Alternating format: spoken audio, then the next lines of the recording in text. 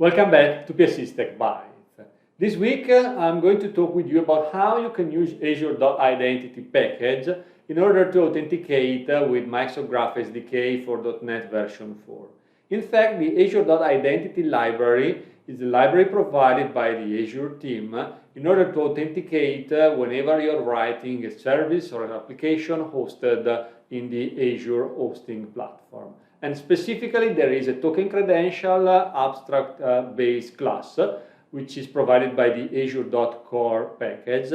And there are plenty of custom implementation of the token credential, which you can use to authenticate in a hosting environment or to authenticate with the client credentials or with user credentials or with the development environment like PowerShell, Azure CLI, Visual Studio, and Visual Studio Code.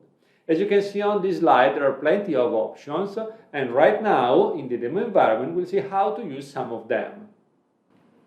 So here we have a console application built with .NET Core, and in this application, I'm going to show you how to use the Azure.Identity library together with the Microsoft Graph SDK. As you can see in this project, I have a reference to the Microsoft Graph version 4 package, as well as a reference to the Azure.Identity 1.4.0, which depends on the Azure.core, where there is the token credential-based abstract class.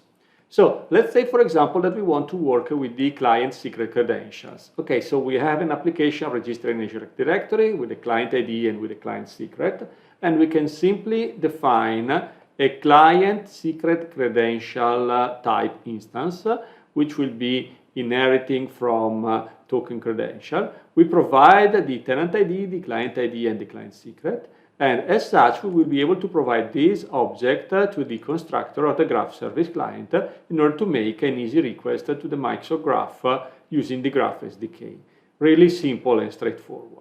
And what if you was to use the interactive browser credentials? Well, there is another type inheriting from token credentials. Actually, this one is inheriting from token credential options, which is the type we have for providing options for a token credential implementation. Here we provide again the client ID, the tenant ID, and the redirect URI for our application. And then we create an instance of the interactive browser credential type, providing the just defined options. Then this specialized instance of the token credential is provided again to the constructor of the Graph Service Client. You can also use the new default Azure credential type provided by Azure.Identity, which is a very smart one. You simply need to create it. You can eventually provide settings and options to the constructor of the default Azure credential type, as you can do with all of the other credential types. But this one will implement a flow which will start using a set of environment variables, if any, if they are defined. Then it will fall back to a managed identity if there is a managed identity associated with the hosting environment in which we are, and so on and so forth. We'll go through a set of options in a chain so that it will try to do its best to find a matching criteria and to authenticate the context and get an access token to consume the target API. So let me run this application, and the target will be the tenant that we have right here, where we have an application registered in Azure Active Directory. And as you can see, the application is registered for both delegated and application permissions. And in the certificates, we have a client secret, as well as in the authentication, we do support public client flows, as well as the mobile and desktop application with the return URL that you see right here.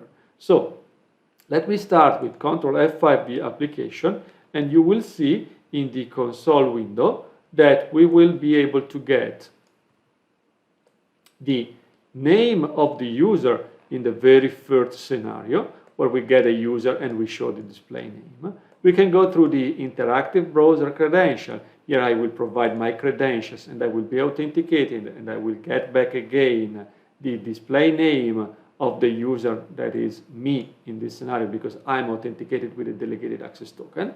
And I can do it again with the default Azure credential, and I will get back the display name of my account one more time, And right now we are falling back to the interactive browser scenario because we are not in a hosting environment and we don't have environment variables. But actually, if we go to the documentation page of the Azure.Identity library, we can see in the environment variables section that this is the list of environment variables that we can eventually define in the Visual Studio project, in the debug section of our project.